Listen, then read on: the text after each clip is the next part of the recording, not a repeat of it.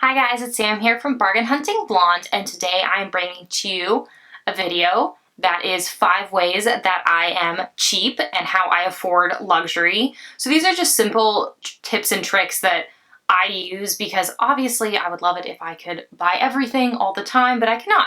And so I do have a luxury budget, which I've mentioned in different videos, and these are just 5 ways that I save money on things that I don't necessarily need.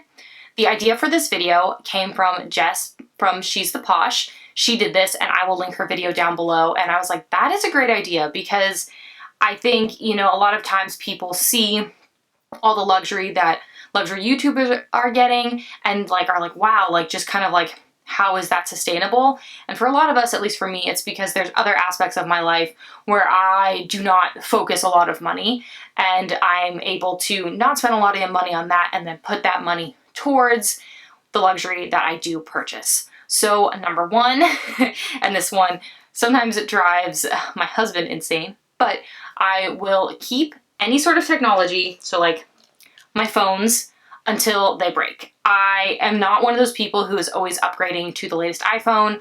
I just find that unnecessary. My phone works, it works. This is the 12, no, maybe it's the 11 Pro.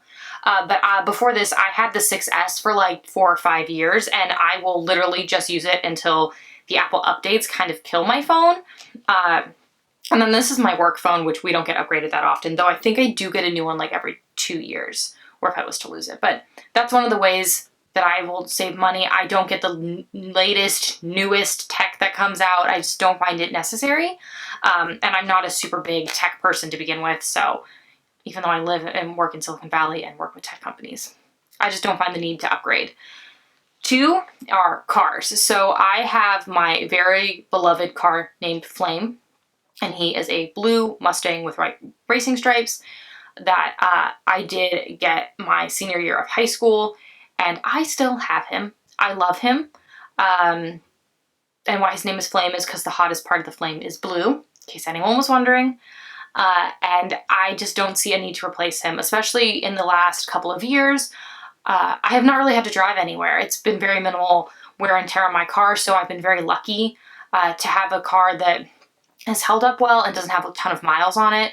And I can take public transportation, and I sometimes do, and my husband definitely does a lot. So that's one of the ways is once I have a car that I like, I don't feel the need to upgrade it all the time. When we have kids, probably another car, because obviously a Mustang is not very practical with more than 2 people. Even though it does have a back seat, it is not easy to get in and out of. And at that point we'll upgrade, but that's one of the ways I also save a ton of money is I don't have a car payment. My car is fully paid off, so it does save a lot of money, and at the moment don't need another car. Also, right now cars are very, very expensive, so I'm very glad I'm not in the market at the moment for a car. 3 is I limit my consumption of fast fashion.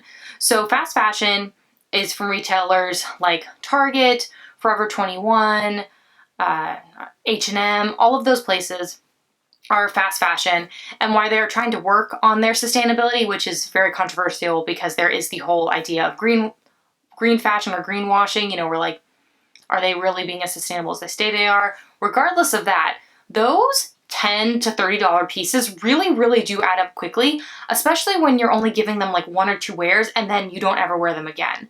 So for me, I try to really limit how much fast fashion I'm buying because I don't really need all that stuff. And I know I might only wear it once or twice. So I really just try to focus on buying better quality basics that last longer, and that I'm not feeling like I need to buy a new shirt every couple of months because it looks all worn out and messed up, or, bought something that I literally will only wear once. Now, I'm not saying I never ever buy from those retailers.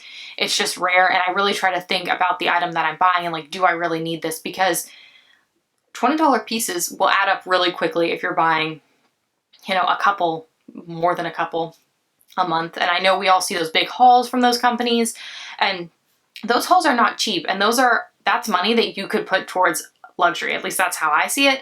So I really try to limit how much I'm buying and how often. 4 is I do limit eating out.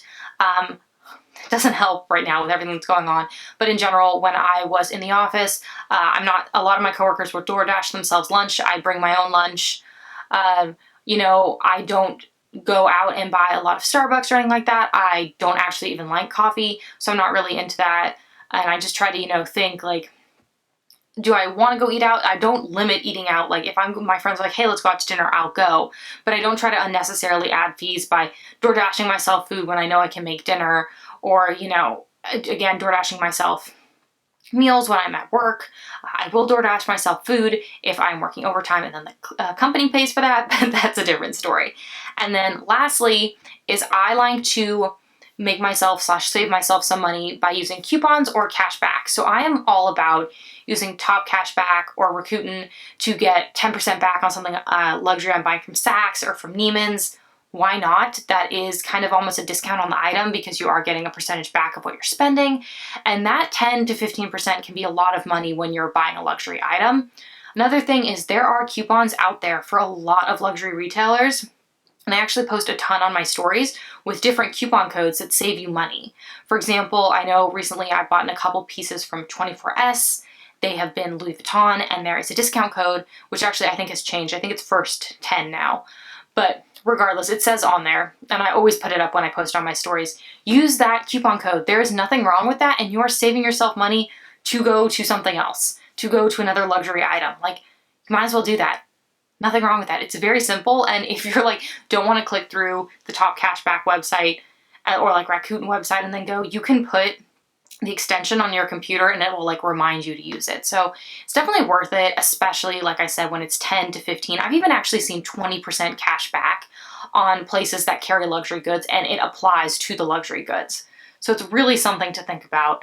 You should definitely use it because, like, why not? So those are 5 ways that I am cheap and that help me afford other luxury.